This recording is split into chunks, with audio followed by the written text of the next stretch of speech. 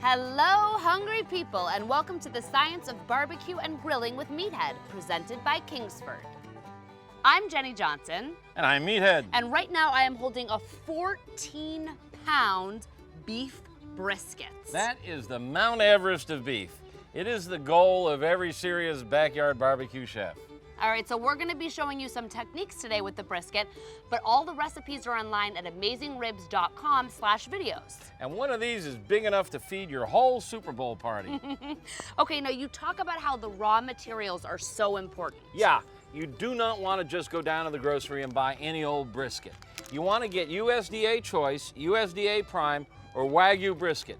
Only the upper 3 grades will do. The lower grades are just too lean and tough. Okay, so speaking about lean, there's a whole lot of fat on this one. Yeah, there's a lot of fat on a brisket and you've got to trim it off. It won't penetrate the meat. A lot of people think that it'll melt and it'll baste the meat, it'll penetrate the meat, but meat is 75% water. It's like this sponge. It's soaking with water, and oil is what the fat is made out of. So if you pour oil on that sponge, it's just gonna pool on the top and it's not going anywhere. It's not gonna soak into the sponge. Okay, so what you did was you trimmed away some of the fat. Yeah, here's one that's all trimmed up and ready to go.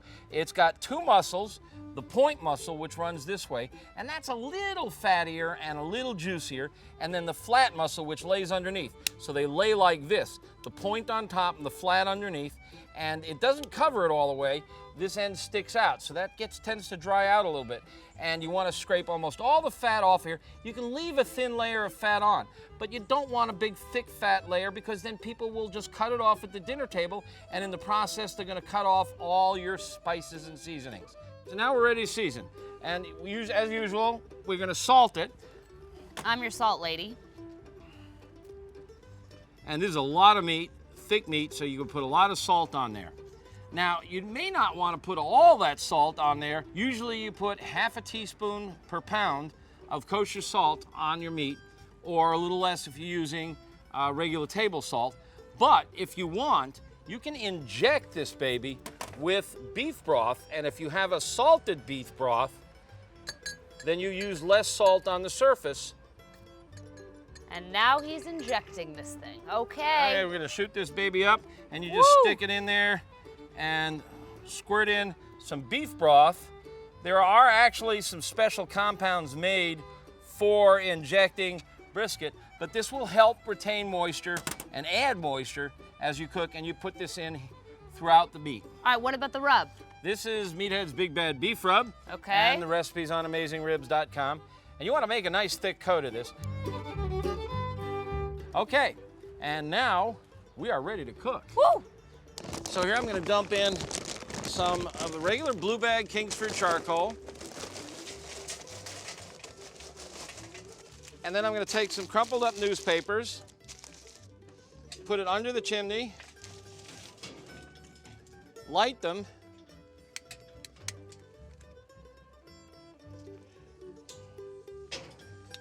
and in about 10 or 15 minutes, these will be all white and ready to go. All right, so for a video about different types of charcoal, the best ways to start your fire, and how to use wood for flavor, just go to amazingribs.com/videos. Today we're making Texas brisket, and we're doing so on a Texas-style offset smoker by Lang.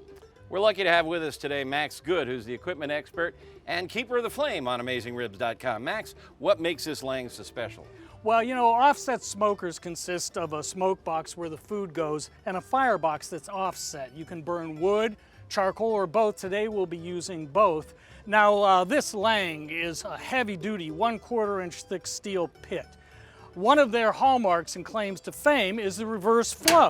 What that means is that the firebox creates the heat and smoke, and they go under a duct, which runs along the bottom here, circles back around and goes out the chimney. The idea being that heat and smoke is distributed more evenly throughout. Now be careful if you're looking for an offset smoker. There are some that are $200 and they're not good. Lang is a very good option.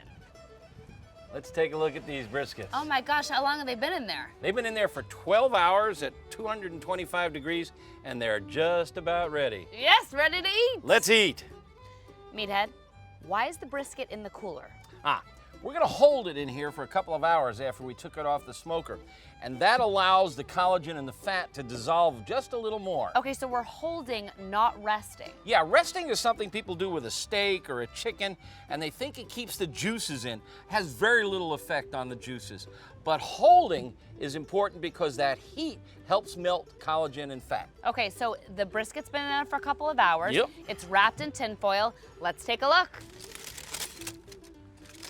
Oh my gosh, it looks like a big black meteorite. Yeah, but it's not burnt. That is just caramelization and Give me a smell test. Oh my gosh. Oh my gosh. All right, now you're gonna show us how to slice it up. Yeah, there's a trick to slicing these babies. We're gonna start by cutting off the end, because you see how narrow it is there? And it tends to overcook. Okay. And so what you often find in a restaurant is that they'll take this piece here and they'll chop it. Not my fingers. No. And they'll just whack, whack, whack, whack, chop it up, and that will be your chopped brisket. And that's why you don't want to order it in a restaurant, because it's usually the overcooked tip. Now, they used to cut these up into little squares, put them for a swim in some barbecue sauce, and sell them as burnt ends, a delicacy. But lately, burnt ends are made a different way, and we'll talk about that in a minute. When you start cutting into the point, look at that juice coming out. Can you see that juice coming right out of there? That is the best cuts on the meat. Now, we can continue cutting like this, but here's a trick that the top barbecue chefs use. They take this baby and turn it, and they'll cut off this butt end, which still has point on it. Ain't that pretty? But you see the grain is running this way. So they'll often take this and also chop that, but now we've got the problem of grain wanting one way and the other, so we've turned it. And now we're gonna cut it into sandwich slices going this way, across the grain, because cutting across the grain is always more tender than cutting with the grain. And look at the shiny, how juicy and succulent that is. This is your prime section. Watering. This is your prime section of beef brisket, right down in here. Now, I mentioned burnt ends before we get to the sandwiches. I mentioned burnt ends. What a lot of cooks are doing now is they're slicing the point off, which is that really extra juicy part. And you can see it's a different grain up here, and it's really juicy. It's fattier up there, and they're cubing that up and making burnt ends out of that. And if you want to learn about how to make burnt ends, come to AmazingRibs.com/videos. I'll have a link to our article on brisket, and you can read about burnt ends there. Let's eat. Yep.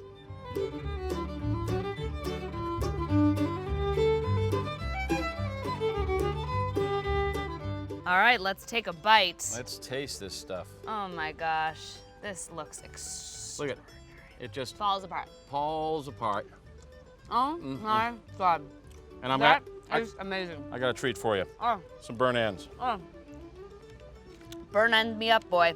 Now, some people like to put sauce on the burnt ends, but these are just crispy bits of bark. No sauce necessary, buddy. This is delicious. This is the best brisket I've ever had. Hey!